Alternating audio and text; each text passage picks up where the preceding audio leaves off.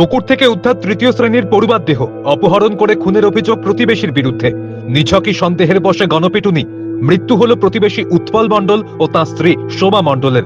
ভাঙচুর, অগ্নিসংযোগ বাদ গেল না কিছুই। ঘটনায় তুলকালাম নদিয়ার তিহট্টের নিশ্চিন্তপুর এলাকা ঘিরে রেখেছে পুলিশ। পুত্র শোকে কাতর মৃত পড়ুয়ার বাবা মা।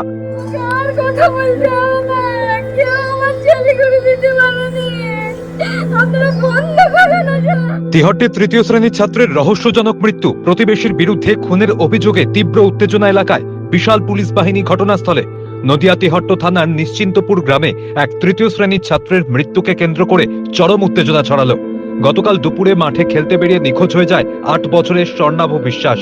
সারাদিন খোঁজ করেও ছেলের কোনো সন্ধান না পেয়ে রাতে তিহট্ট থানায় অভিযোগ দায়ের করেন শিশুর পরিবার। পাশাপাশি সোশ্যাল মিডিয়ার মাধ্যমেও ছেলেটির সন্ধান চেয়ে প্রচার চালানো হয়। আজ সকালে গ্রামে চাঞ্চল্য ছড়ায় যখন বাড়ি থেকে সামান্য দূরের একটি পুকুরে ত্রিপল মোড়া অবস্থায় শিশুর মৃতদেহ ভাসতে দেখেন এলাকাবাসীরা। দেহ উদ্ধারের পর দেখা যায় তা পচে গেছে এবং শরীরে একাধিক আঘাতের চিহ্ন রয়েছে বলে দাবি করেন স্থানীয়রা। এমন হৃদয় বিদারক ঘটনায় শোকের ছায়া নেমে আসে এলাকায়। মৃত শিশুর পরিবারের অভিযোগ, তাদের প্রতিবেশী উৎপল মণ্ডলই এই হত্যাকাণ্ডের পেছনে রয়েছে। তাদের দাবি, পূর্ব শত্রুতার জেরে উৎপল শিশুটিকে অপহরণ করে খুন করেছে এবং প্রমাণ লোপাটের উদ্দেশ্যে দেহটিকে পুকুরে ফেলে দিয়েছে।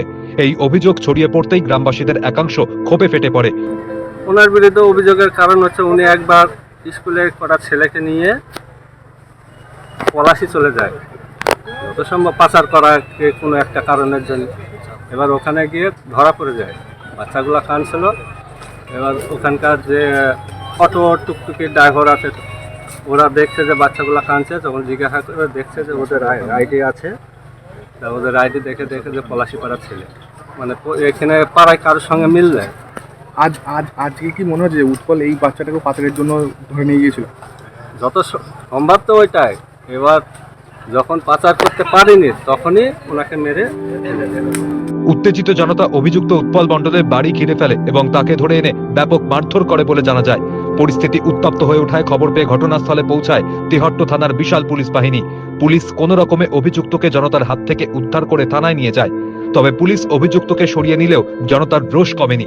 স্থানীয়দের একাংশ তার বাড়িতে ব্যাপক ভাঙচুর চালায়। সংবাদ মাধ্যমের ক্যামেরা দেখতে পেয়েও উত্তেজিত জনতা বাধা দিতে থাকে। এই ঘটনার পর গোটা গ্রামে চাপা উত্তেজনা বিরাজ করছে।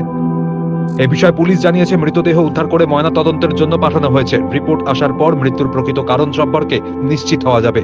এক পুলিশ আধিকারিক বলেন, ঘটনাটি অত্যন্ত স্পর্শকাতর।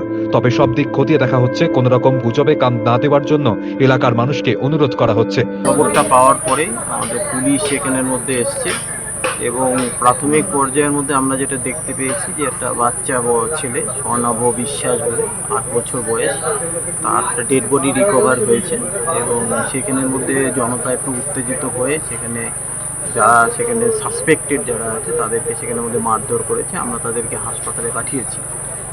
আর এখানের মধ্যে একটা সেখানে গতকাল থেকেই সেখানে এই ছেলেটা স্বর্ণাভ বিশ্বাস যে আছে সে মিসিং ছিল এবং পুলিশের তরফ থেকেও আমরা এবং লোকাল যারা গ্রামবাসী আছে তারা প্রত্যেকে সেখানে মধ্যে খোঁজাখুঁজি করার পরেও গতকাল পাওয়া যায়নি। আজকে সকালই তারপর রিকভারি হয়েছে।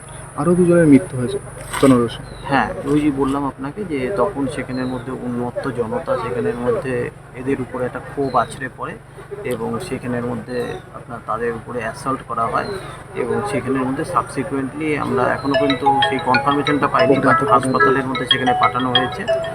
তো বাকি যেটার মধ্যেই আছে সমস্ত ঘটনাই সেখানের মধ্যে তদন্তের মধ্যে আওতাধীন থাকবে এবং আমরা কেস করে সেখানের মধ্যে তার বিচার করব। অন্যদিকে স্থানীয় বাসিন্দারা বলছেন, সম্প্রতি গ্রামের মধ্যে কয়েকটি পরিবার নিয়ে নানান রকম দ্বন্দ্ব তৈরি হয়েছিল। সেই প্রেক্ষিতেই এমন নৃশংস ঘটনা ঘটেছে কিনা তা নিয়েও প্রশ্ন উঠেছে।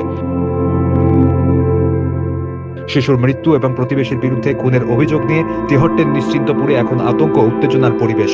প্রশাসন পরিস্থিতি নিয়ন্ত্রণে আনতে তৎপর হলেও গ্রামবাসীদের মধ্যে ক্ষোভ এখনো প্রবল।